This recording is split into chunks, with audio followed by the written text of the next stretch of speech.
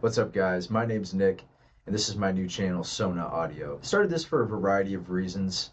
I guess first reason is I really wanted to get some music out there that doesn't necessarily fit my vocal style and is kind of like a compository for the instrumentals I've done. Another reason is I do want to do education. I want to share like how I mix my stuff, how I master my stuff, how I go about writing, different reviews on different software.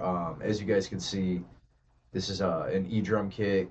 Got the keyboard back there. It's all digital. So the big thing that I've been playing around with, at least for the past few years, is like amp sims, quad cortex. Just built a PC last year. But yeah, and so that's going to be the focus. I really don't do real amp stuff. I used to. But the whole issue is, your parents are sleeping or the neighbors are sleeping. And even if you end up getting a house, most houses they're going to be closer to other houses. And it's just always an issue. You can look into attenuators and these kind of things. But then I even realized that it's just more cost effective to do amp simulations. I started off with Neural DSP, what was it? It was Rebea's. It was Rebea's preset. I thought that one was pretty cool because it had a synth preset on it, or like the synth effect thing. Then I got the Tim Henson one. I was into Polyphia for a minute. That stuff's cool. The album with the tiger, I forgot which one that's called, but New Levels, New Devils. Yeah, I love that album. That one was cool. I started off with those. Had latency issues because I didn't have a PC yet. I had a laptop, and that only had, I think it was 16 gigabytes of RAM, but like 16 is the new 8, so I was running into some limitations there, so I kind of had a bad taste in my mouth about it. So then I got the Tone X. Did some stuff with the Tone X for a minute. It wasn't bad. I tried it out at a local guitar store, and they had some presets on there that kind of rocked, but it was a struggle to find good presets. Maybe I could have dug a little deeper, but I couldn't really get good sounds out of it. So I'm like, I'm gonna go, let's do the best of the best. I financed the Quad Cortex, and that has just been awesome. And also since then, I've acquired a bunch of different Neural DSP plugins because now I have the PC, so I can run them, and there's like low latency. But that all being said, that's kind of the plans for this channel. I have a Instagram too, Sona Audio, and just Sona Audio in general. I do plan on live streaming, and that having be like the main format of how I do videos. So you guys will see those popping up. I'm gonna do YouTube and Twitch. Guitar tone tutorials, I'm a tone guy, texture guy. That's the shit I love to see. It's the shit I love to hear. Mixing tutorials, stuff I've mixed over the years. New ideas I play around with, sound design labs. Reviews on different types of stuff, it could be anything. And then I do want to give away some of my secrets that I've acquired over the years. And a major thing that I really don't see on YouTube, I really do want to have like a beginner playlist for people who are just getting into the shit, like they literally just entered the shit. Because I could have saved so much time and so many headaches, so much heartache if I would have just understood what I know now on how to organize things, I'm not sure what to do with my hands. Be good just to hold them down by your side. Yeah. Like organize your folders, store things, computer basics and stuff like that.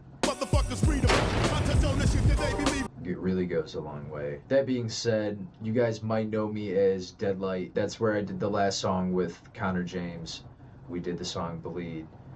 Before that, I had done Praise the Dead. That one was the first one I had actually done vocals on that I liked, and that was like last summer. It's cool. It's like trap hybrid, a little industrial, kind of punk, That's gonna be my thing where I do vocals now, and like Sona Audio has allowed me to kind of separate from Deadlight and do things that are more related to producing session guitars, writing for people, education and stuff like that. But that's like, I'm gonna keep that as kind of like a pure artist profile from now on. No bullshit, no advertising lessons and shit like that. That's gonna be Deadlight. And I have a few singles lined up. I have one that's really in the works. I'm just trying to make sure I get good content for it. I want to do it right. I don't want it to be like, oh, it's just me in my fucking room. Fuck all that shit. I'm trying to like hire a videographer and do it right, go out to like an abandoned house or something like that. But I might just end up doing it myself because I've reached out to a few people and it's just been pretty steep, and you got to find somebody that fits your taste and stuff like that. So I'm like, fuck it, I'm just gonna do it myself. But those are on the way. That'll be cool.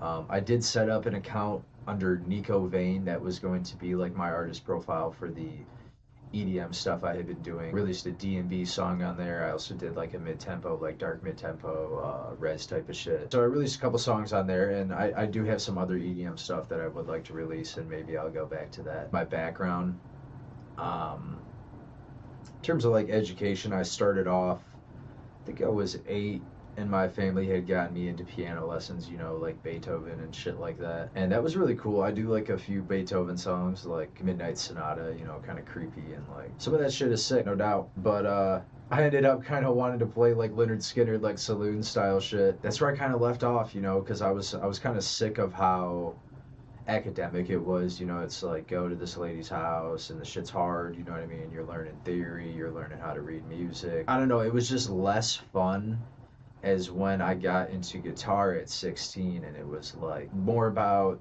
the attitude, you know, and like it wasn't as academic, it was more free. Took right to it, you know, learning like the White Stripes songs, Seven Nation Army, Nirvana, you know, the classics. I think I had me like a little combo amp. At 18, I got Ableton. I was very new to that, you know, like what's an EQ, what's a compressor, stuff like that. So I messed around with that. Oh, and that's when I got into electronic stuff. And, you know, just like, I think really the situation I've been in terms of like living space and even like monetary things, it's like, how are you going to do this? You know what I mean? Are you going to join a band and go to a studio and rent a studio? Is it just going to be you and rent a studio? At that time, I really couldn't sing. Didn't know any drums, very like limited knowledge on production and stuff like that. So I was like, okay, I'm gonna be an EDM guy, because that's like the best way to do it in terms of the money I have right now, living situation. Can I record real amps? Do I have money to go rent a studio? Do I even know people to start a band? I ended up just started to get into EDM, and you know, that's a whole thing. Like it's very involved in terms of technicality. But I always loved like a really clean mix. I always loved a mix that was like really polished. And you know, EDM stuff is like that. Very like polished textures. You know, stuff you just don't get in like, I guess, like rock music, country music, obviously. So I did that for a couple years. Never really released anything until I started Nico Vane, and that was also recently. But it was kind of a steep learning curve, you know what I mean?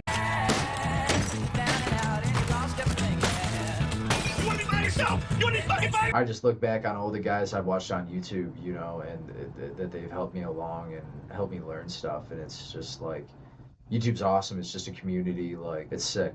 I'm really here just to give back, you know what I mean? It's years later, and it's like I have all this knowledge now that I've acquired from different sources, and you just hear stuff like that all the time. It's like, it's very much community based, and that's super cool. But oh, what else did I do? In college, I did for a semester audio technology. Honestly, I fucking hated it. I did some cool stuff, but you know, I rolled up with my Strat, and I was really into Jimi Hendrix at the time. Rolled up with my Strat, my Big Muff, and like a fucking wah pedal, and I was like, all right, I'm ready to rock, dude.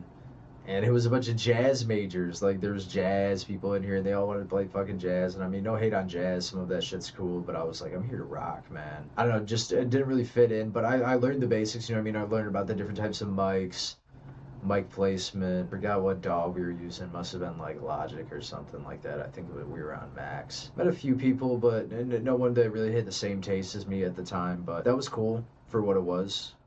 I really obviously do need to go pay to go to school for music. Fuck no, you know what I mean? We got YouTube now, we got Udemy, we got, you know, the internet is plentiful with resources for you to learn something.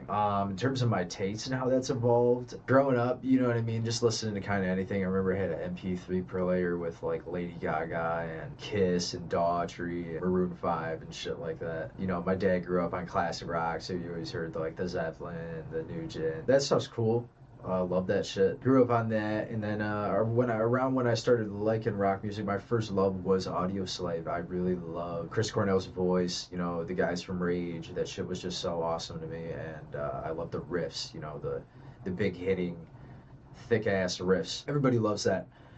Yeah, I mean, or at least you should. From there, I kind of went to all of the grunge stuff, you know, definitely landed at the 90s. Soundgarden, of course. Pearl Jam, Alice in Chains, Nirvana, Stone Temple Pilots. Just fell in love with all of that stuff, and then ended up going backwards, kind of into the 60s and 70s, you know, the Doors, early Led Zeppelin, loved that shit. The Kinks, you know, like CCR, Black Sabbath, stuff like that. And I always liked that a little more than the 80s stuff because that's when it was raw and they were kind of doing things a different way with the amps back then. And I love some stuff from the 80s, like Motley Crue, Kickstart My Heart. Come on now, you know, that shit's classic. But definitely had my heart in the 70s and 90s at that time. And eventually started getting away from rock. You know, I kind of did the whole exploration of like, you know, 60s through like the 2000 like 10s at that time. This guy introduced me to Muse and Queens of the Stone Age, and that started my love for Queens of the Stone Age, and I love them to this day, and like the impact they've had on rock, like Royal Blood and Bass Drum of Death and Arctic Monkeys, you know, Cage the Elephant. So it all kind of bled forward. But I always had really that taste for like raw amps. I was never into like super heavy stuff. Like of course I listened to it, you know, like I had a few Five Finger Death Punch songs, and those were cool. Also got a little bit into country, but then I kind of moved away from rock music into EDM at the time. You know, I loved a lot of like Zed's Dead, Rez, just thought all that stuff was super cool and what was going on at the time and the textures. Then eventually it came full circle into rap, where I got into stuff like Suicide Boys, City Morgue, like that whole dark trap scene, Bones, Lil Peep, X, all that shit. And that shit was raw too. And you know, I love a good sub bass. I love a good beat. I know Getter, he came up in the dubstep scene, but he did that super sick album for Suicide Boys, and like I reference that to this day on how that sounds. I love that album. I think it has like Champions of Death on there. Maybe that's the album name. I can't remember, but it's the one they did with Getter, and he's like Terror Raid now, and that shit's pretty sick too. Reunited with somebody from high school. We used to play guitar together. We had like a high school band with this guy. He was kind of getting back into heavy music, you know, like post-hardcore stuff, hardcore stuff, metalcore, deathcore, that type of stuff. It started to grow on me, you know, and ended up being a girl at the time, and she loved that stuff too. So I was just really just getting exposed to all of it. And you know, I like some of it. I liked some of it. I didn't. But I ended up falling back in love with heavy music. I had a journey of like going through Slipknot, all the popular bands that are going around right now, like Knocked Loose, I Prevail. Oh, and then it was about like 7 months ago, I ended up hearing Bodies by Thornhill, and it was like just like an aha moment where I was like, they do something so special. They're doing heavy music, but it's in a raw way, and just the way it was produced and the amps they used, it gave me the feel. It was very like mid heavy, you know, and it gave me that feel of like, oh, is this like a Royal Blood rock song? Queens of the Stone Age kind of meshed with, you know, like more breakdowns and metalcore shit, and I was just absolutely fucking blown away. Just kind of connected it all for me, and I just love it all at this point. You know, I've touched it all in terms of like what I produce. I do Scuzz Rock, the Walkaways on my page. I've done a couple other songs like that too. I still got to put them up, but and then the other two I posted have been like they're kind of in that Thornhill zone. You know what I mean? Where there's metalcore influence, but there's also alt rock, kind of the classic way of driving amps and using more saturation and stuff like that. Yeah, I just plan to expand from there. I love this shit, you know, and just to share it with you guys and what I've done and share the knowledge, just kind of start a community here. Yeah, that's about it. That's about it for an About Me video. Pleasure talking with you guys. Thank you guys for sticking around and listening to all of it. Make sure to like and subscribe and stay tuned for the live stream. See you guys.